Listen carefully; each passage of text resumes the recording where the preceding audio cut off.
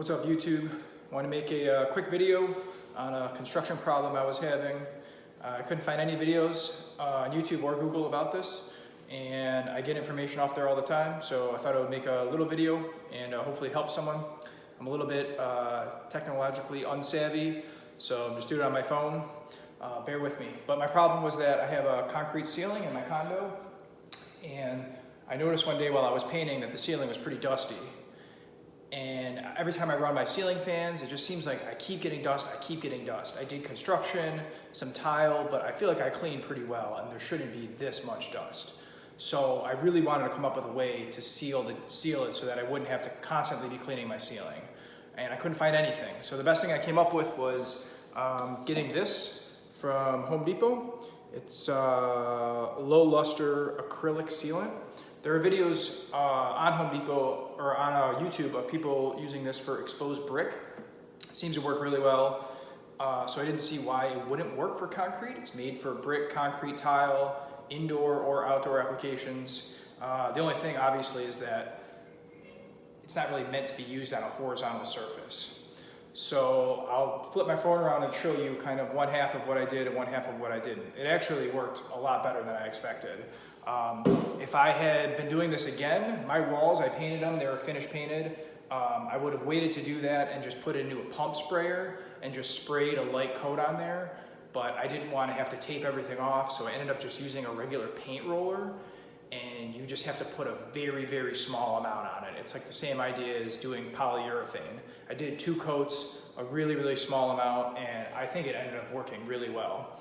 So if you watch this video a couple years from now, leave a comment and I'll try to check back and let you know how it held up. But so far, I think that it actually worked really well. So let me flip this around.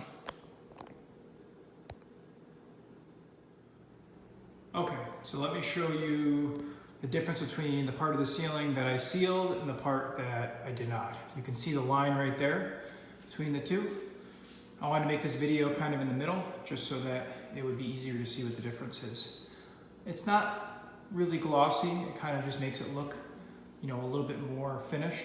My ceiling is really rough anyways. It has screw holes and bracket marks, and I kind of like it. It's supposed to look industrial, so that's kind of the look that they're going for.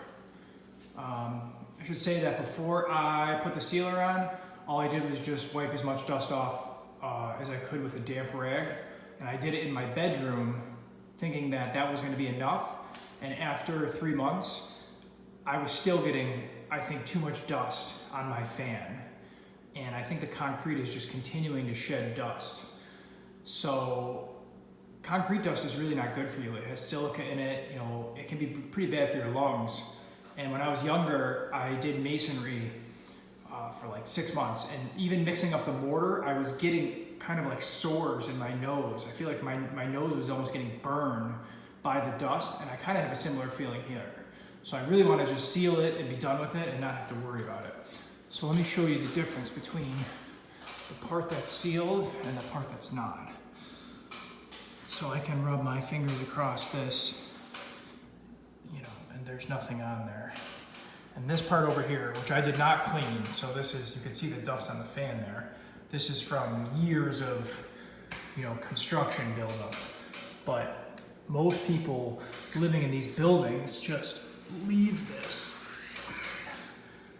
So you can see all of that just from that one spot. You can imagine when the fan goes that it just blows this shit everywhere. So I really wanted to be able to come up with a way to seal it, and I think that this is going to work really well.